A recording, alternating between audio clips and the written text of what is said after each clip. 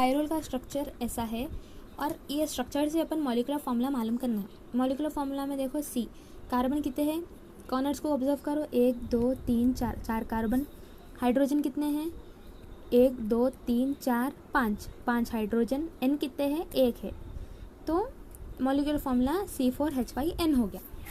अब इसके सिंथेसिस यानी कि मेथड ऑफ प्रिपरेशन, कौन से भी दो लिखना है अपने को, दो सिंथेसिस। तो पहला वाला है बाई एसिटिलीन। एसिटिलीन का स्ट्रक्चर क्या है, ट्रिपल बॉन्ड यहाँ बीच में प्लस, ठीक है। एसिटिलीन बन गया अपना, ये एसिटिलीन है। प्लस इसका सिंथेसिस ऑफ पायरोल का एक फेवरेट कंपाउंड है NH3, अमोनिया, ठीक है, इसका फेवरेट कंपाउंड है। अब इन्हें क्या है, क्या बनाना है अपने को, पायरोल बनाना है। ये बन गया पायरोल, ठीक है।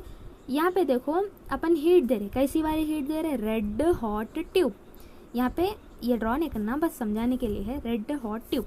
अब यहाँ पे फ्यूरान का कैसा है, इसके जैसी है, ऑलमोस्ट इसके जैसा है, ये नहीं है।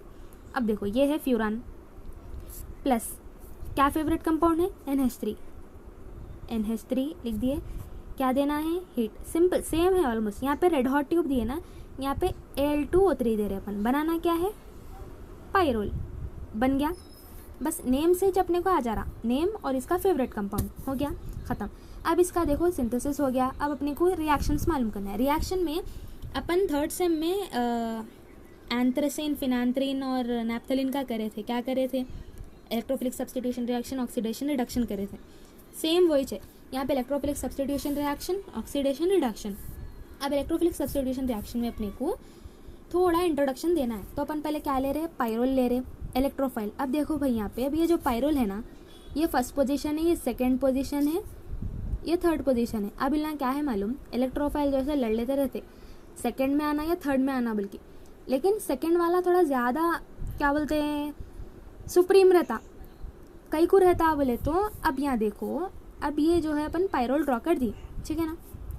सेकंड वाले पोजीशन के ये है, थर्ड वाले पोजीशन के ये है। सेकंड वाले पोजीशन को एक वर्ड याद रखो, लेफ्ट अप डाउन। क्या वर्ड याद रखना है, left up down. Left side आना ना, लेफ्ट अप डाउन, ठीक है, लेफ्ट अप डाउन।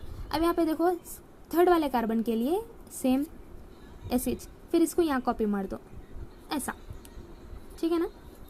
तो देखो सेकंड वाले कार्बन पे 3 रेजोनेंस स्ट्रक्चर्स बन रहे, थर्ड वाले कार्बन पे 2 रेजोनेंस स्ट्रक्चर्स बन रहे।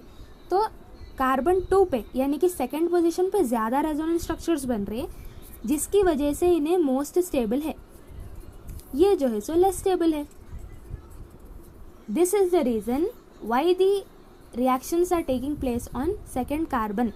अब यहाँ जितने भी अपने ये जो रिएक्शंस है ना, इलेक्ट्रोफिलिक सब्स्टिट्यूशन रिएक्शन, यहाँ पे पूरे अपन सेकंड पेज डालते अपन, सिवाय एल्काइलेशन के, बाकी के पूरे सेकंड पेज आते, इसको एक नहीं आता समझो। अब अपन ये तो अपना इंट्रो था कि उन्हें सेकंड पे कई को आ रहा, थर्ड पे कई को नहीं आ रहा। अब मेन अपना रिएक्शन स्टार्ट करेंगे। चलो ये गया, पायरोल डाल दिए, यहाँ पे नाइट्रेशन। अब नाइट्रेशन में रिएजेंट्स क्या है याद कर लो, HNO3 है, इसको बोल रहे हैं अपन acetic anhydride, CH3CO bracket 2O, acetic anhydride. और यहाँ पे पूरे पायरोल्स ड्रॉ करे हुए, ठीक है। अब यहाँ देखो नाइट्रेशन में क्या आता, NO2, पूरा थर्ड सेम का ही है NO2। सल्फोनेशन में क्या आता, अरे सॉरी सेकंड पे आना ना, ये देखो NO2, ठीक है, ये गलती नको करो, अपन सेकंड पोजीशन पे बोले कि सेकंड पे डाल रहे। सल्फोनेशन में क्या आ रहा है, SO3H। यहाँ पे देखो एसिटाइलेशन बोले तो COCH3, एसिटाइल बोलते COCH3, एल्काइल बोलते CH3, ठीक है। ये वर्ड से याद है, एसिटाइल COCH3, एल्काइल CH3। अब यहाँ पे एसिटाइल पे देखो COCH3 डाल दिया अपन। अब यहाँ पे एल्काइलेशन में हम क्या बोले, पूर्व में 2 पे आ रहा, इसका एक एक्सेप्शन केस है। तो यहाँ पे अपन क्या करेंगे, सेम पायरोल ड्रॉ कर दो, N, H की जगह एल्काइल बोल तो क्या बोले हम CH3, यहाँ H की जगह CH3 डालो। अब यहाँ पे 2 पायरोल्स फिर ड्रॉ करो, NH, ये डाल दिया पायरोल। अब देखो यहाँ पे थोड़ा चेंज है, क्या है, यहाँ CH3 आता सेकेंड पोजीशन पे, यहाँ थर्ड पोजीशन पे आता, पूर्व में सेकंड में आ रहा था, यहाँ पे सेकंड और थर्ड में आ रहा, ठीक है। अब यहाँ देखो क्लोरीनेशन में क्या आ रहा, SO2Cl2 ये रिएजेंट सल्फ्यूराइल क्लोराइड बोल रहे हैं अपन। ब्रोमीन में ब्रोमिनेशन में ब्रोमीन, आयोडीनेशन में आयोडीन। अब यहाँ पे देखो पूर्व में आता क्लोरीन क्लोरीन क्लोरीन क्लोरीन, इसमें भी ब्रोमीन ब्रोमीन ब्रोमीन ब्रोमीन, इसमें भी आयोडीनेशन में आयोडीन आयोडीन आयोडीन आयोडीन। हो गया ख़त्म। अब इसका नेमिंग पैटर्न देखो, यहाँ देखो अपन क्या लिख रहे हैं, 2 नाइट्रोपायरोल, ठीक है, 2 सेकंड पोजीशन पे नाइट्रोपायरोल। यहाँ पे देखो सल्फोनिक एसिड में थोड़ा चेंज होता। अब ये देखो 2 नाइट्रो है ना, 2 सल्फोनिक एसिड लिख दो, यहाँ पे पायरोल, पहले पायरोल आ जाना, तो ये क्या हो गया, पायरोल 2 सल्फोनिक एसिड। नेमिंग का कैसा करना है, अब इसमें भी 2 नाइट्रोपायरोल था ना, यहाँ पे भी एसिटाइल है ये, तो 2 एसिटाइल पायरोल। ये क्या है, 2 पे है, कौन सा है, एल्काइल, 2 एल्काइल पायरोल। कौन से पोजीशन पे, 1 2 3, 3 एल्काइल पायरोल। ओके, अब यहाँ पे दो क्लोरीनेशन में ये 1 है, 2, 3, 4, 5 हो गया, 2 3 4 5 कितने हैं, 4 है, 1 2 3 4, तो टेट्रा क्या है, क्लोरो है, क्लोरो पायरोल।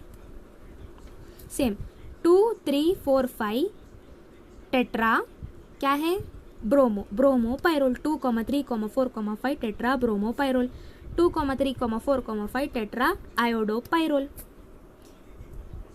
अब सुनो, अब यहाँ अल्काइलेशन में तो थोड़ा गेम चेंजर था कि अपने को ये 2 आ रहे, तो एसिटाइलेशन भी खामोश नहीं बैठता। अब इन एसिटाइलेशन क्या कर रहा, एसिटिक एसिड ऐड हो जा रहा, वैसे नाइट्रेशन में भी एसिटिक एसिड ऐड हो रहा, बस ये 2 में एसिटिक एसिड ऐड हो रहा, बाकी के पूरे तो सेम है, NO2 SO3H वैसा।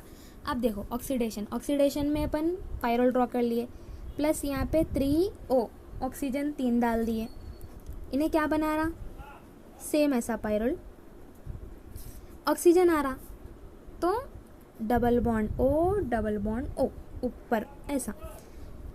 इसके मतलब रिएजेंट्स तो ये है, मतलब in the presence of Cr2O2 और यहाँ पे एसिटिक एसिड, ठीक है, ये हो गया ऑक्सीडेशन। और रिडक्शन में जो है सो पायरोल, फिर यहाँ पे 2 हो रहे, जिंक एसिटिक एसिड से और H2PT से, एक भी लिखे तो चल जाता है ऐसा, PT कट कर दो, H2 लिख दो, ये 2,5 डाइहाइड्रोपायरोल बना रहा है, ये पायरोलिडीन बना रहा।